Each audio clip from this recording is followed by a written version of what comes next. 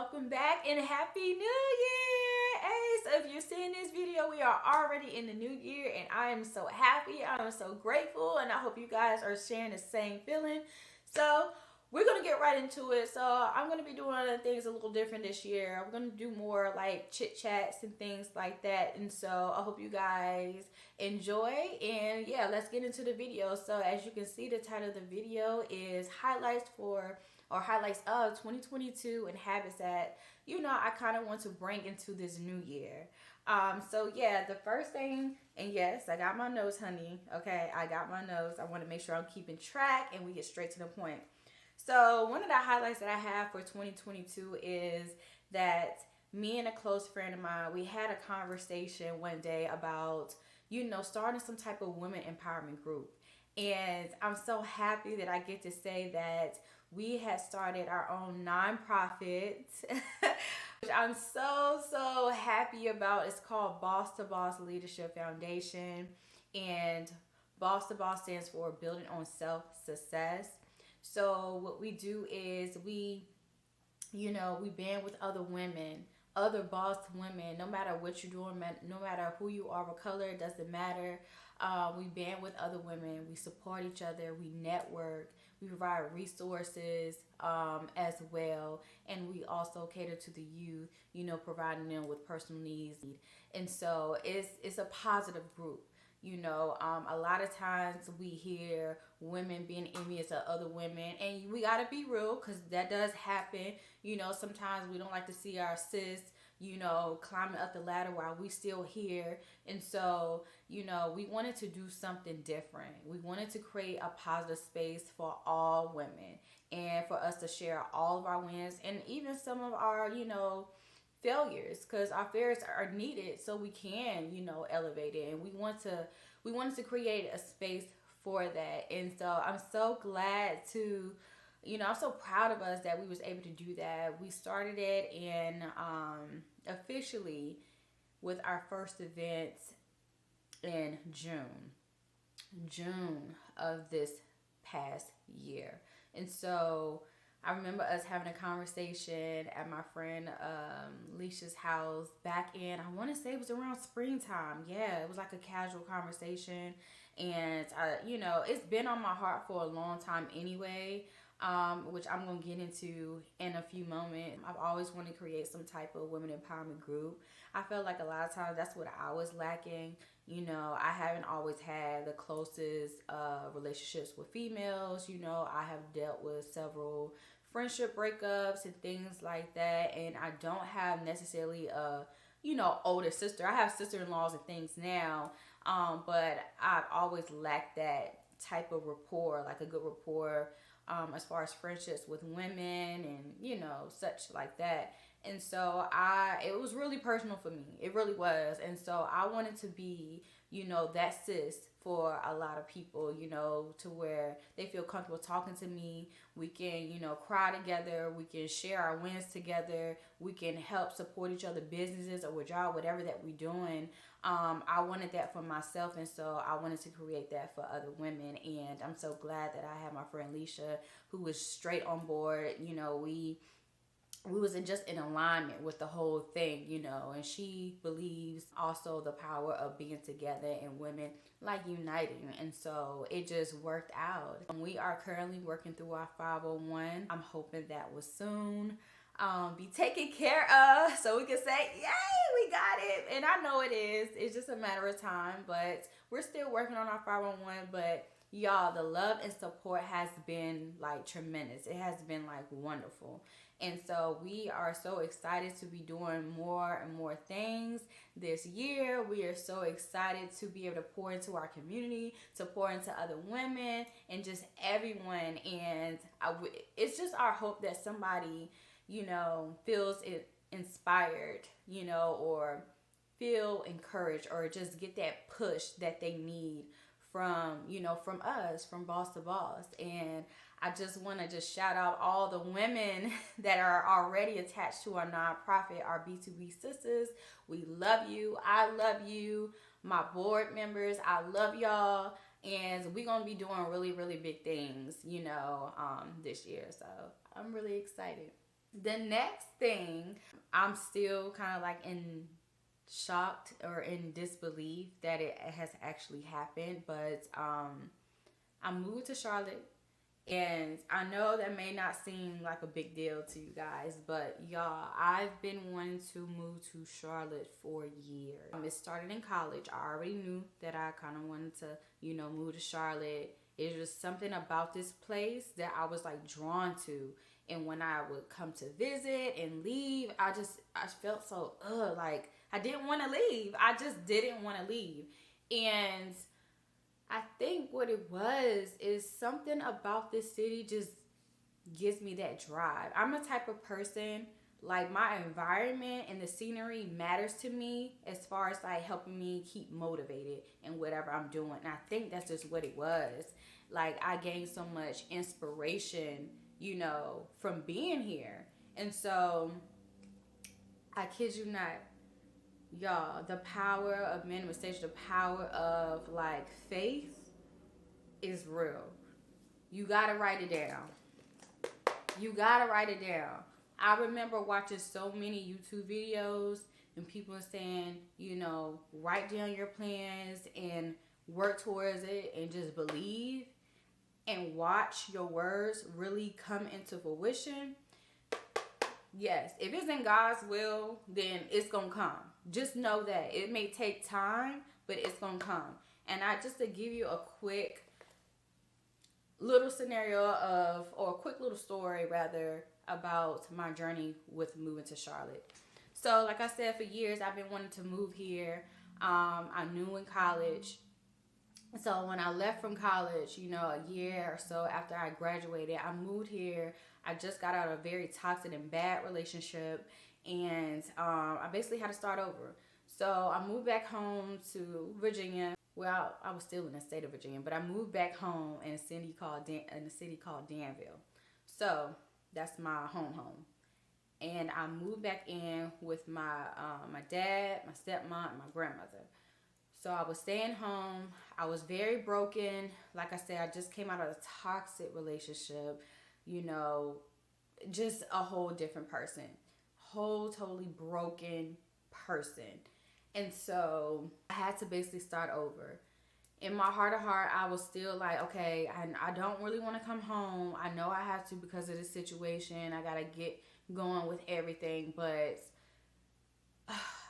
let me just do what I got to do so I can hurry up and try to move to Charlotte. I was hoping to stay home for like unrealistically like a year and then bounce and move to Charlotte. That did not happen. I went through trials and tribulations, and I'm kind of glad that I didn't move early on because I really wasn't ready. I wasn't ready mentally, physically, spiritually, financially, none of that. I was not ready. So what I did was I was like, okay, I've been here for more than a year now. Let me continue working in my field. So I started working at a school and, with behavior children, helping them with behavior and emotional distress and all that.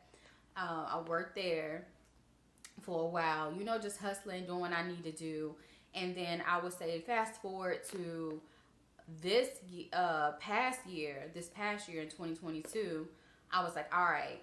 Before then, I was telling everybody, yeah, I'm moving to Charlotte in May. I think I'm more ready. I've been having this job now, blase, all that. So by the time May came around of 2022, I was like, all right. I said I was going to move. I told all these people I was going to move, and it didn't happen. I had it all planned out. I was like, okay, I've been applying to jobs in Charlotte, and I already talked to all these apartments, and one of them I did apply, and the only thing that was holding me back is the financial part, right? And during that time, my one of my old supervisors from Hobby Lobby, because I worked there seasonal as well for 2 years, my manager had reached out to me during that time as well and basically wanted me to come back to help. So I was like, okay, this will be great. I can go back to work. I'm going to let him know that I'm going to be moving. But basically, if you scratch my back, I scratch your back. So I can get into this apartment and hurry up and move. My whole plan and everything that I had laid out did not work. It didn't work, okay? God was telling me, no, it's not the time. And I was fighting it. So eventually I kind of just like let it go, and I started focusing on, building this nonprofit with my friend Leisha, which also happened, like I said, we started planning it more in the springtime. So I started focusing more on that. But during the summer months, I was still really anxious about moving to Charlotte. It was like, I just have to. Like, I can't let another year go by and me not move. Like, I have to be there. And so I was like, okay, I did move in May. I'm trying to move by July. Okay, July came around, and at this point, I have been working my butt off. I worked for Spark during the summer months because, I worked at a school, so we're out during school. I worked that Spark like it was a full-time job. I was tired. I barely ate or ate like I supposed to. Like, I was on it, because I was determined. I said, okay, if I got anything that I need to pay back as far as bills and stuff, let me take care of that, get my money right. This is allowing me time to do that. I did that. And I worked my butt off. And I'm like, okay. So obviously July comes around and I haven't moved anywhere. Nothing is happening. And so here I am still trying to be optimistic, keep my faith. I'm having all these conversations with God. Like, I'm the type of person, like, I pull up to a park or whatever, and I literally talk to God just like I'm talking to y'all. I'm very much myself, very real with my emotions, very honest with God. It's not like he don't know anyway. He knows the heart. And so I tell him, like, I was having a conversation with him when I was happy, when I was being optimistic. Like, I know you're going to pull through. I just know it. I feel like something good is going to happen. Then I may turn around and be upset with God and just have all these questions. Like, I don't understand how all these people are being blessed and I'm doing everything I need to do, I'm trying to keep the faith and all this, and just, I had so many questions. And yeah, I have been upset with God because I felt like he wasn't moving. I felt like I'm praying to someone that's not listening. And, I just dealt with all that. And that's just me being honest to God, truthful with y'all. Like, I've been through a whole plethora of emotions. And so the end of July, I was like, you know what? I'm going to fast. I'm going to fast for 3 days. And I did. I fasted for 3 days. I only drank water and ate watermelon. And I was just praying. And what I was telling God is, like, if you don't want me to move to Charlotte, then let me know. Like, basically let me know either way. I just need to hear from you. I need to hear what you have planned for me. Like, what's the plan here? Am I just being overly obsessed and you still not ready for me to move? Or do I just need to relax because you already got it worked out? And so I just needed for him to confirm that, for me. And so, okay, July is gone. August has come around, and it's about time for me to go back to work for the school. So we done started, staff usually go in like a week or two before the kids do. And so that was the situation. I had already started working or whatever, preparing for, the students to come back. And I'm just like, okay, I give up. I'm done. I was like, okay, obviously I'm back at work. Obviously, God, you don't want me to move to Charlotte. I'm done, like, being optimistic about it, having faith about it. I give up. I even remember having a conversation with him one time in the car and was like, I was crying. I was like, if you don't want me to move to Charlotte, can you at least help me to get a place by myself at home? Like, I need my own apartment because this and these are all my reasons why. And so I was like, if you don't bless me right now to move to Charlotte, let me at least have my own, apartment at this such and such place. Can you please, like, work it out? Because at the time, like I said, I was living with my dad, my stepmom, and my grandmother in their home. So, yeah. I remember it was a Monday that came around. Like I said, this is the beginning of me starting to go back to work. And I checked my email, and it was a job. So I was like, okay. So I responded, of course. Then Tuesday came. I ended up having an interview with them. Basically got hired on the interview. And this is a job in Charlotte in the school system, by the way. And so I was like, okay, all right.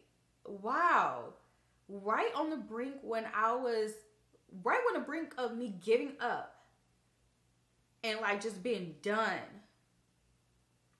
Sorry. Just being done and just over it. God, he came through. Like he literally came through because my faith was like a thread. Like I was holding on by a thread. And I figure I had it in my mind, like, God, you just don't want this for me right now. And I feel like I'm trying to do the best I can. I'm not perfect. I'm really not. I have a lot to work on. I don't want people to look at me like an idol because that's too much praise, because I'm really not. I'm just like everyone else. But at the same time, like, I try to do the right thing. I spend time with God and I try to be as disciplined as possible and do the right thing. I do. I was like, yeah, I got hired. They wanted me to start work right away. I was like, wait. I gotta get a place first. Give me to the end of September, you know. And so we worked that out. Literally, y'all. I think I applied for I looked at maybe 2 or 3 places, apartments. And I just went on with the one that I'm staying in now. I just went with that. It was smooth sailing.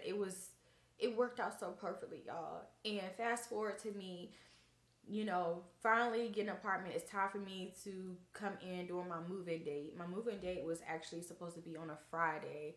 I want to say around the 15th of September. But I'm going to tell you this. I didn't really have all the funds. Me moving to Charlotte, I really didn't have all the funds. I was working, but I had things that I had to pay off, like I said earlier. So I really didn't have the funds like that. I had a stash like saved, but it wasn't everything that I needed to move in, because I was quoted a certain price that was over a couple $1,000, and I was like, dang, you know, I'm short of this. It wasn't a lot that I was short of, but I was still short, and I'm like, okay, I gotta have this money. So here go the anxiousness, here go the stress coming in, and you know, the week of that I was supposed to come to Charlotte and at least, you know, move in. I didn't physically move in, but I wanted to pay what I had to pay for my move in, and then I was gonna head back and move physically in later.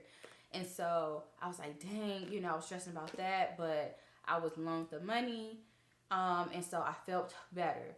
But however, I wasn't able to make my move-in date that Friday, but it played out well Saturday. So I came down here Saturday to Charlotte and I paid for my move-in. And like I said, I was short a little bit of the money, but my father let me borrow the portion I was short in. And so when I got to Charlotte to pay for my move-in, I kid you not, like I said earlier, the move-in was over a couple $1,000. I worked as a leasing agent before, so to me, in moving here to Charlotte is kind of reasonable. That's kind of like what I expected anyway. And I'm familiar with kind of like how the prices are depending on what time throughout the month that you move in. Like, you know, because I was a leasing agent, so I was kind of familiar with how much it'll probably be. I kid you not. When I moved in, I only paid $500. $500. That's, you know how many hundreds of dollars that was knocked off? I kid you not. My father was with me and witnessed that. And I was just like, this is God again. This is God again. Like, he had blessed me with this job. And here it is the week of that I'm supposed to be, you know, paying for my move in. And I'm short of this because I got to pay this amount. I'm still a little bit short. And I'm anxious about it. But now you worked it out. Okay, now I have the money. And I'm coming to pay for my move in. And you done bless me again. And all I have to do is pay for $500. And I have all this credit left. And then too, with the incentive of my apartment at the time, I was able to get 1 month's free rent. And I was able to get it for my birthday month, which is November. And I was just like, God is so strategic.